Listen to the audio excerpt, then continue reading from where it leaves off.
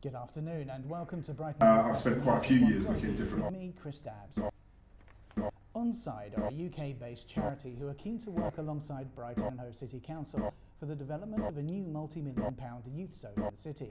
A report to the council said that development would not be possible in the city as the council do not own any buildings. But Brighton Youth Centre, based on Edward Street, say Onside could work with them to develop the youth zone.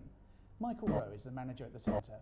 I've spent quite a few years looking at different options in terms of either trying to knock around the existing building or one idea was to knock it down and build flats on top that would pay for it.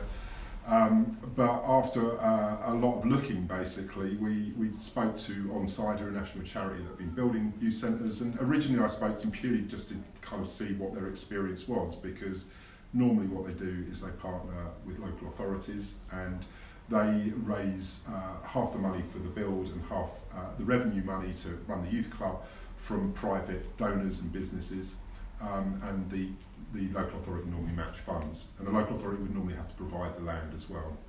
So in those conversations, they kind of said, oh well, why don't we look at actually doing something together?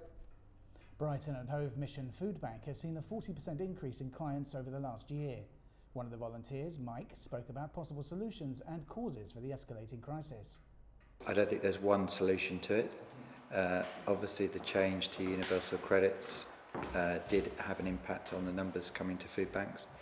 But in Brighton, I think one of the big issues is housing, a lack of affordable housing, high rent prices. Pubs in Brighton and Hove have reported that business feels slower than usual. One pub manager, James Miller, thinks that this is due to dry January, which is a month-long pledge to stop drinking. It's been a lot quieter. I mean, coming from December, which is one of our biggest times of the year, it's such a drastic change to January where the pub is basically empty. Parents and staff at Moulsecoombe Primary School have been fighting against becoming an academy ever since the school was deemed as inadequate by Ofsted. Parents at the school had this to say. We're obviously currently as well getting letters from parents, so quite a few, probably 60 letters, more, 60 so far, letters to write to Ofsted to ask them to come back and re-inspect the school because we feel like their decision was unfair, wasn't it? Yeah. The school has improved and it just needs more support. We have contacted Brighton and Hove City Council and the Department for Education, but they're yet to comment. 10 tonnes of lead have been stolen from Madeira Terrace over the Christmas period. This happened amidst restoration of the arches. Lead and copper was stolen from the roof of the functioning Victorian lift, which was to be the first section to be fully restored. The incident will set the council back in their restoration plans, as funding will now be diverted to replacing the stolen materials. During the Christmas period, 10 tonnes of lead were stolen from Madeira Terrace and from the roof of the fully functioning and restored Victorian lift.